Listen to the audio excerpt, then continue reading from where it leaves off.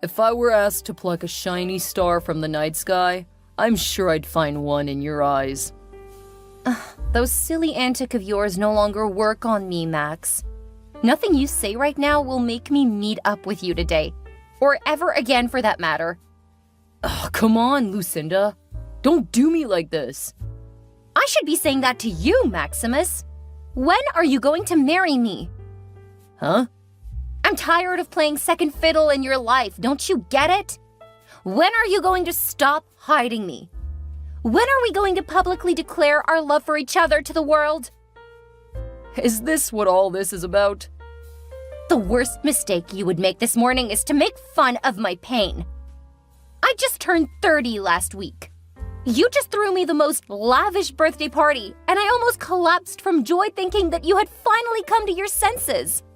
I thought that was going to be the big day, the day you finally asked me to be your wife. But no, you dashed my hopes into the mud without as much as an apology. And now you want us to meet up? What for? I thought we were on the same page about this, Lucinda. How can we be on the same page if I don't even know the book you're reading? So what can I do to appease you? What sort of stupid question is that? Marry me, Max! Marry me! It has been 4 whole years! 4 years! And you have still not done what grown men do. But you know I cannot get married to you right now. Why? Because I'm good enough to bed but not good enough to marry? Is that what you're saying? No.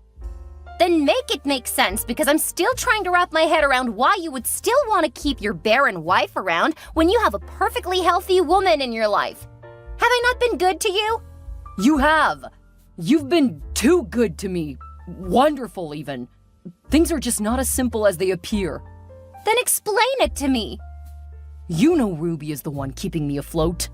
I'm a writer, struggling to hit my big break, and my wife, on the other hand, is the daunting head of a thriving conglomerate. I practically feel like a grasshopper in her sight. I feel belittled all the time. Then marry me.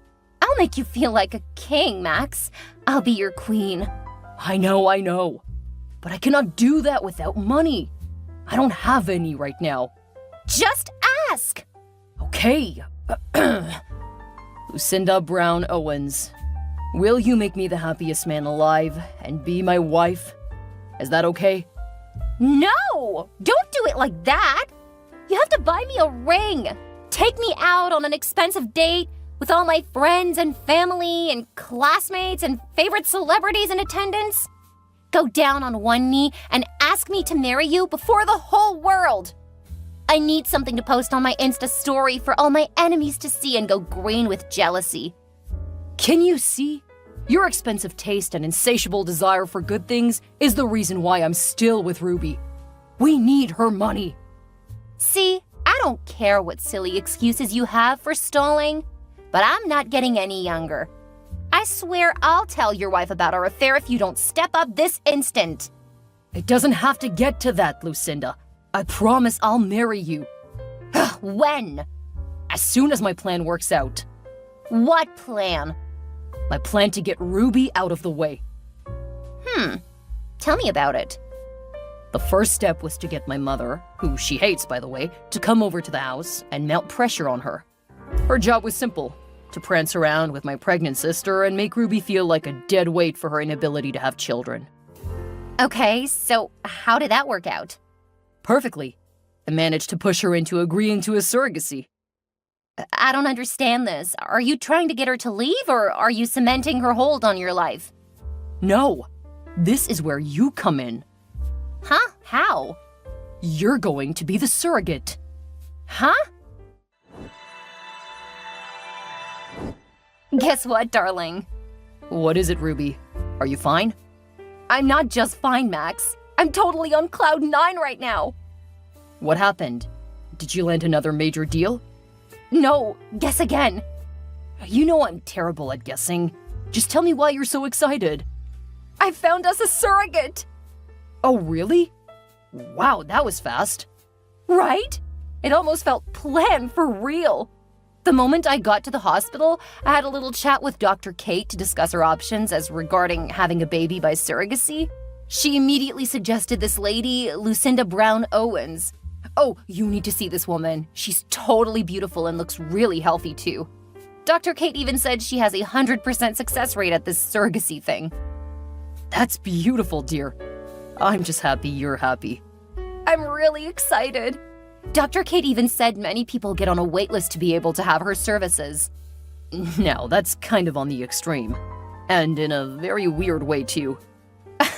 That was just an exaggeration, Max. I only wanted you to know how good she is at what she does. Man, I don't remember the last time I saw you this excited. I'm so glad I listened to you. We should have done this a lot earlier. Maybe by now little Maximus would have been 4 years old. Oh, I can't stand the excitement of finally becoming a mother. I can finally attend an expecting mothers class. Expecting mothers what? Expecting mothers, silly. The EMC. It has always been my dream to attend one of those. Are you an expecting mother? Psst, don't spoil my mood, please. I'm sorry, hun. Just trying to give you a reality check. Don't go spending money on something we clearly don't need. Is it your money? Let me be, please. Okay. So you'll go to the hospital with me tomorrow, right? Huh? Are you not the intending father? Yes, sorry, I'm a little distracted. Well, try to put yourself together, okay? We'll see each other after work. Hi, darling. I just got home from the EMC. Where are you? The EMC? You were really serious about that? Did I look like I was joking? I'm expecting a child of my very own soon. I need to learn what to expect along the way. Oh, really? Consider getting the class for the actual expecting mom, then. I have. We were actually supposed to go to this one together, but she did not show up. I guess she was a little busy. But that's great because you personally don't need it. That was a little harsh. Again, just a reality check. That was not why I called. I cannot remember the last time I saw you, darling. It's been what, a whole week? More like 2. Exactly. It just feels so odd. We don't talk anymore. Oh, so now you realize that? I think we should be closer and more supportive of each other, especially now that we're expecting a child. How is that my fault? I'm always at home, aren't I? You're the almighty working class woman who has no time for her husband. And now, all of a sudden, you want to be close and supportive? I think it is clear why I'm not totally interested. You have to understand me too. Do you know what it feels like for a woman staying at home in a house without kids after 5 years of waiting and trying? Even the 4 walls of this house choke me up so much that the only outlet I can fathom is to bury myself in work. Whose fault is that we cannot have children? I'm sure you have the answer to that question, Ruby. If you were at home, maybe we would have tried harder. Maybe there could have been a miracle. Maybe there wouldn't have been a surrogate between us right now. Maybe we would have had a son. But there's one on the way now, right? The baby will change everything, Max. I'm sure of it. And who says we cannot try more? There can still be a miracle. Please, come home to me. I will, only after I'm done helping Lucinda soothe her aching feet. Huh? Why are you at her place? Why? What did she possibly need that she could not ask me for? You're being dramatic right now, Ruby. The girl is carrying my baby. I have to take care of her and make sure she's comfortable. That's the least I can do as the father of this child, since you're already footing all the bills. Please don't take this one away from me with your unbearable nagging. But we haven't even confirmed if the procedure was successful. We're not sure she's actually carrying our baby for real. We have. We? We never went to the hospital again after the last time. Not you. I'm talking about Lucinda and me. You're always too busy to remember important dates. You're being rude to me. And now for our incoming baby, too. It's a lot of work on my end. But I'm sorry for forgetting our appointment. Maybe if Lucinda came to live with us, I would be able to keep a closer eye on her. Now you're talking like the smart woman I married. As a matter of fact, I was planning to do that on my own. Really? Without consulting me first? Do you think I have all the money in the world for gas? I had to try and make commuting less stressful for myself. Besides, you would have found out either way regardless, so I did not see the need to ask you for permission. I don't know why I don't feel so good about all this. You don't want to have the baby again? I do. You had better set it straight up so that we can stop this before it's too late. No, just bring her over. Perfect. I need you to send like $1,000 so that we can move her things. Huh? Is that not a little much? Just do as I've told you. And since you're already at home, please clear out a room. Lucinda's moving in tomorrow. Hello, Lucinda. I just got back into town from my business trip. Oh, that's grand. Continue rubbing your success in all of our faces. Why do you sound so cold? I'm just telling you that I'm back. It's been 2 weeks. I thought you'd be happy. Whatever. But I understand. It's the baby kicking in. You should be 4 months along if I'm not mistaken.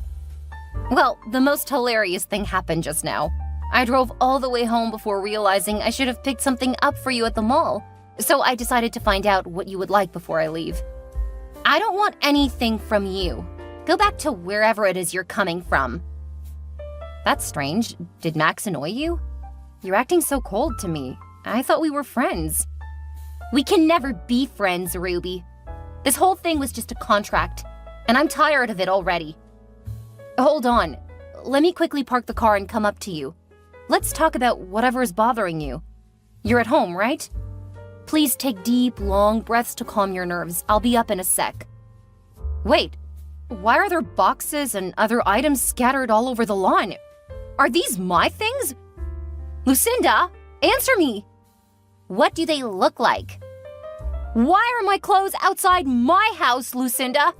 Because I'm tired, Ruby. I'm tired of waiting for Max to do something I could have done a long time ago. I'm tired of having to treat you like a queen in a house that should be mine. I'm confused. What's going on here? Why wouldn't you be confused, huh? Is there anything you understand other than your job? If you paid half as much attention to your husband, you would not be in this mess looming over your head. Mess? What mess? There is no child coming! What? The whole surrogacy thing was a scheme. A plan to bring me to my rightful place. You're joking, right? You're supposed to be 4 months pregnant with my baby. No procedure was conducted, Ruby. I'm not pregnant. All of this is for the money. Oh, please don't tell me that, Lucinda. I've been so excited, planning, waiting. I even bought baby clothes, a car seat, and bottles. What are you saying to me? Your marriage is a sham, Ruby. That's what I'm saying. The only reason Max is here is to milk you of your money so that we can go somewhere and have a better life free from you and your curse. No, that cannot be true. Max and I love each other very much. Yes, there has been some inconsistencies here and there, but I'm positive it has not gotten to the point of cheating on me, especially not with a poor, wretched surrogate. Allow me to burst your bubble, then. You've been married to Max for how long? 5 years, right? Well, I've been with Maxie for 4. What? Yeah, that's the truth. What did you expect? That he'd stay faithful to a barren woman? Where in the world does that happen? He had to come to me for solace. And I must say, I give him more than he bargained for. None of this makes sense. Dr. Kate was the one who suggested you for the procedure, not even Max. I paid for everything in full. Max and I even underwent the extraction procedure. But did you see them put it in me? Stop fooling yourself. I thought you were smart or something. Why do I still not understand? Dr. Kate was in on this plan from the get-go. She helped us collect all of that money in exchange for a commission. I can't even start to explain the extents we have gone in order to get you to this point. All you need to know is that you're unfit to be a woman, not to talk of being a mother.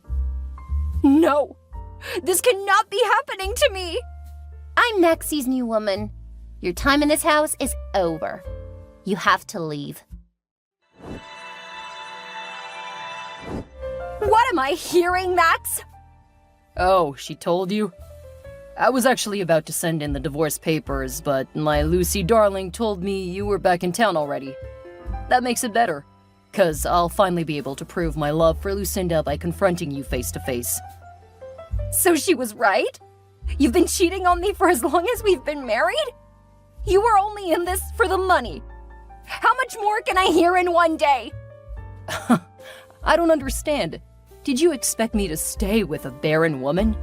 How am I supposed to have an heir to carry on my name? Of course I had to switch to Lucinda. At least she'll give me healthy babies.